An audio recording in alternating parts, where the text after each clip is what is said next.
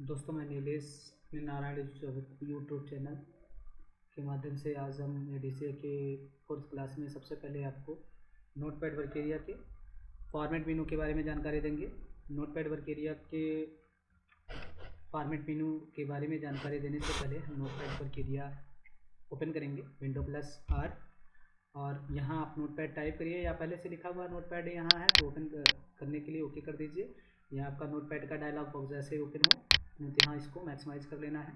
Maximise करने के बाद यहाँ हम जाएंगे मेनू, तीसरे मेनू के अंतर्गत फॉर्मेट मेनू। इसके पहले हमने फाइल मेनू और एडिट मेनू के बारे में जानकारी अपने यूट्यूब चैनल के वीडियो में दे रखा है।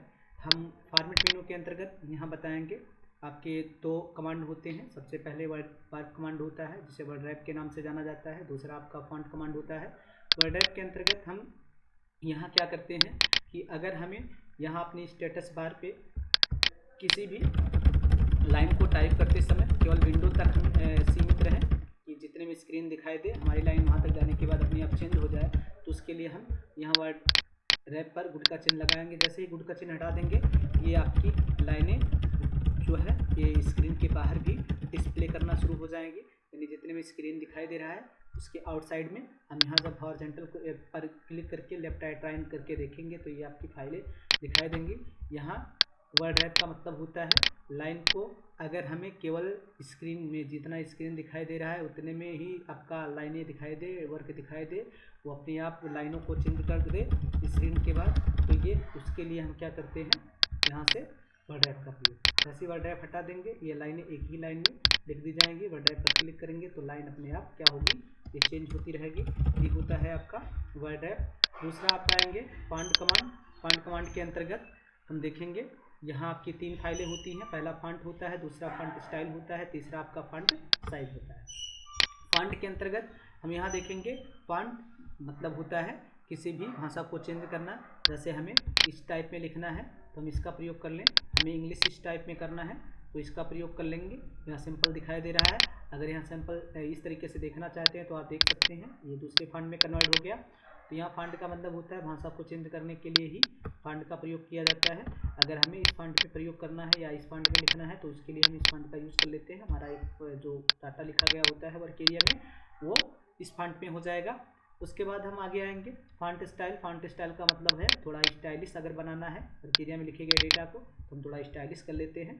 थोड़ा तिरछा लिखेगा जिसकी साइड की होती है Ctrl+I इटैलिक की। और यहाँ आप आएंगे साइज़। अगर हमें वर्क एरिया में अक्षर को जितना बड़ा करके लिखना है नाम बड़ा कर लें। अगर हमें यहाँ से क्या करना है कि फॉन्ट साइज़ अगर हमें यहाँ देखना है भाई हमें 22 करना है तो 22 कर लीजिए। यानी किसी भी अक्षर को छोटा बड़ा करने के लिए ही फॉन्ट साइज़ का प्रयोग किया जाता है, जिसकी by default minimum font size जो आपकी होती है वो by default minimum font size 8 होती है और by default maximum font size 72 होता है। अगर आपसे कोई पूछ ले कि मिनिमम फॉन्ट साइज़ नोटपैड में कितना होता है तो मिनिमम फॉन्ट साइज़ जो आपका होता है नोटपैड में वो 1 होता है, यानी 1 से कभी छोटा नहीं किया जा सकता किसी भी अक्षर को। और मैक्सिमम आपका ये 3000 के एबव होता है। तो ये तो रहा आपका फॉन्ट साइज़। अगर हमें अपने फॉन्ट को साइज़ को घटाना या बढ़ाना हो तो उसके लिए हम फॉन्ट साइज़ का प्रयोग कर लेंगे। यहाँ से फॉर्मेट मेनू में जाने के बाद और फॉन्ट में हम जाएंगे तो यहाँ आपके 3 कमांड मिलते हैं। पहला फॉन्ट, दूसरा फॉन्ट स्टाइल, तीसरा फॉन्ट साइज़। इसका प्रयोग हम जिस तरीके से बताया अभी आप उस तरीके से कर सकते हैं। उसके बाद हम व्यू में आएंगे। व्यू में आपकी 2 फाइलें मिलेंगी। यहाँ आपका अगर हमें जूम करना है तो जूम इन कर लेंगे, अगर हमें जूम आउट करना है तो यहाँ जूम आउट कर लेंगे। इसके लिए आपकी साइड की Ctrl+ बटन और Ctrl- बटन का भी प्रयोग करके किया जा सकता है।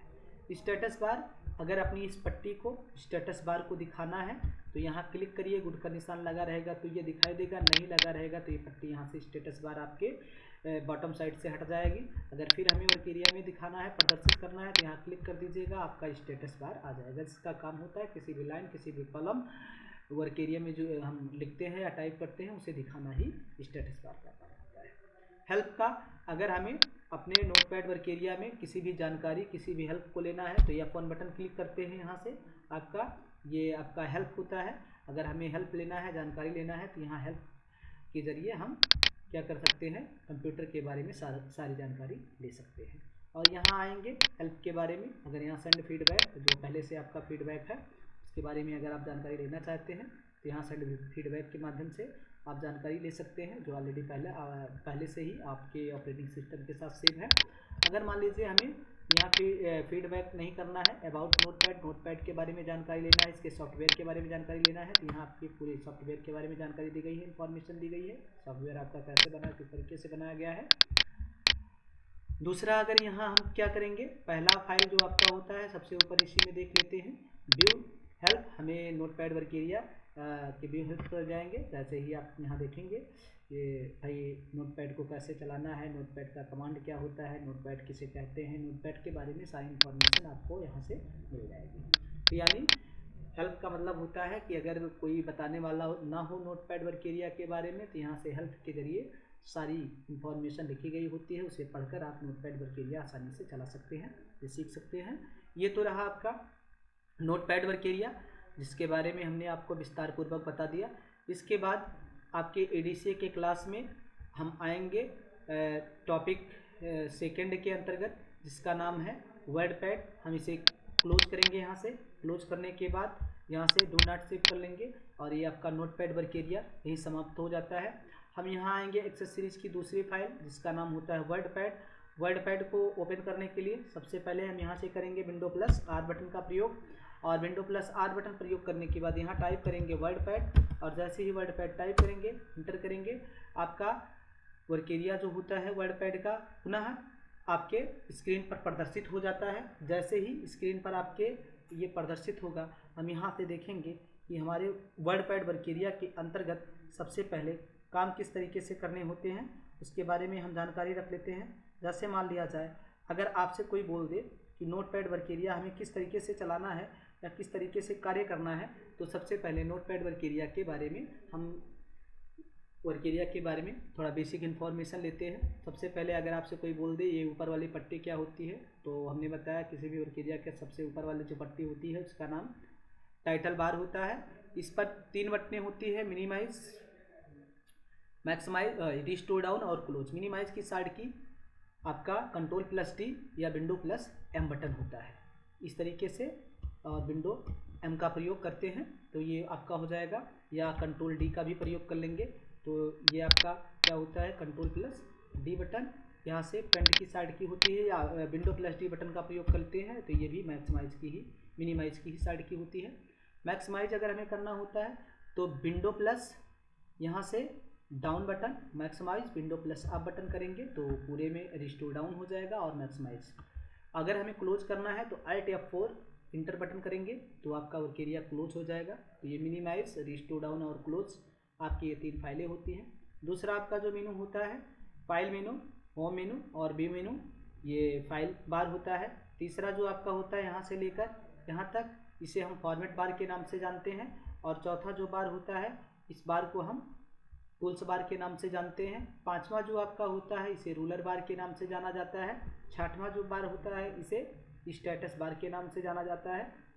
सातवां जो बार होता है इसे टास्क बार के नाम से जाना जाता है। तो नोटपैड वर्क एरिया में आपके मुख्य 7 बार होते हैं, जिनके द्वारा आपका वर्डपैड वर्क एरिया पूरी तरीके से घिरा होता है। हमने गलती से नोटपैड बोल दिया था। वर्डपैड वर्क एरिया के अंतर्गत 7 बार आपके होते हैं। 7 बारों का नाम, सबसे पहले टाइटल बार, दूसरा आपका मेनू बार होता है, तीसरा आपका फॉर्मेट बार होता है, चौथा आपका टूल बार होता है, पांचवा आपका रूलर बार होता है, छठवां आपका स्टेटस बार होता है, सातवां आपका टास्क बार होता है। और आपका एक वर्टिकल होता है टॉप टू बॉटम जाने के लिए, और दूसरा आपका होता है जैसे वर्टिकल आपका ये होता है, जैसे मान लिया जाए कंट्रोल पर ठीक करते हुए हम चले जाएं, इसे हम वर्टिकल बार के नाम से जानते हैं टॉप टू बॉटम देखने के लिए। और लेफ्ट एंड राइट देखने के लिए हम हॉरिजॉन्टल का प्रयोग कर लेते हैं। जैसे डाटा को हमें लेफ्ट एंड राइट देखना होता है तो उसके लिए हम हॉरिजॉन्टल का प्रयोग कर लेते हैं। यहाँ से वर्टिकल और हॉरिजॉन्टल का प्रयोग किया जाता है। उसके बाद हम बात करेंगे कि मेनू कितने होते हैं। अगर आपका विंडो XP है और विंडोज़ विस्टा है या विंडो मेटा एक्सचेंज है तो उसके अंतर्गत वर्डपैड वर्क एरिया में 6 मेनू होते हैं। अगर आपका विंडोज 7, विंडो 8, विंडो 10 या विंडो 11 है तो उसके अंतर्गत हमारे 3 मेनू दिखाई देते हैं। पहला आपका होता है फाइल मेनू, दूसरा आपका होता है होम मेनू, तीसरा आपका होता है व्यू मेनू। हम फाइल मेनू के अंतर्गत जाएंगे, यहाँ देखेंगे आपके 9 कमांड मिलेंगे। यहाँ सबसे पहले न्यू होता है, दूसरा ओपन होता है, तीसरा सेव होता है, चौथा सेव एज होता है, पांचवा प्रिंट होता है, छठवां पेज सेटअप होता है, सातवां सेंड इन ईमेल होता है, आठवां अबाउट वर्डपैड होता है, नौवां आपका एग्जिट होता है, और 10वां की हम बात कर ले तो इसे रिसेंट डॉक्यूमेंट के भी नाम से जाना जाता है, इसे हम 10वीं फाइल कहते हैं। तो ये हमारी 10 जो कमांड होते हैं फाइल मेनू के अंतर्गत वर्डपैड में। 10 का काम क्या होता है कि हमने बता दिया। न्यू का मतलब होता है किसी भी अगर हमें नए पेज से कार्य करना होता है तो पहले तो डाटा हम सेव कर लेते हैं कंट्रोल एस का प्रयोग करके। यहाँ डाटा हम जैसे ही सेव करेंगे, जैसे मेष के नाम से डाटा हमने सेव कर लिया, और मेष के नाम से डाटा सेव करने के बाद न्यू पर क्लिक करेंगे तो यह नया पेज ओपन हो जाएगा। और नए पेज को ओपन करने के लिए यहाँ हम नोटपैड की भांति कंट्रोल एन इस्तेमाल करेंगे, और जैसे ही कंट्रोल एन इस्तेमाल करेंगे आपका एक नया पेज ओपन हो जाएगा। उसके बाद यहाँ से हम रिसेंट डॉक्यूमेंट का मतलब होता है तत्काल में जो फाइलें हमने सेव किया है वो रिसेंट कहलाती हैं, यानी तत्काल में सेव की गई फाइल जो होती है किसी भी वर्केरिया में वो रिसेंट डॉक्यूमेंट कहलाती है। और वर्डपैड वर्केरिया के अंतर्गत रिसेंट डॉक्यूमेंट आपके केवल 9 दिखाई देती हैं, यानी जो शुरुआती 9 फाइलें होती हैं वो रिसेंट डॉक्यूमेंट आपकी होती हैं, उसे हम रिसेंट डॉक्यूमेंट के नाम से जानते हैं। तो ये आपका होता है नोटपैड वर्केरिया की पहली फाइल। दोस्तों आज के क्लास में केवल हम इतना ही बताएंगे, आगे की क्लास में हम वर्डपैड के बारे में सारी इन्फॉर्मेशन सारी जानकारी आपको उपलब्ध कराएंगे नेक्स्ट वीडियो में। आज के लिए बस इतना ही। आगे की क्लास में वर्डपैड वर्केरिया के क्लास में हम सारी इन्फॉर्मेशन देने के बाद फिर हम अगले चैप्टर पे चलेंगे।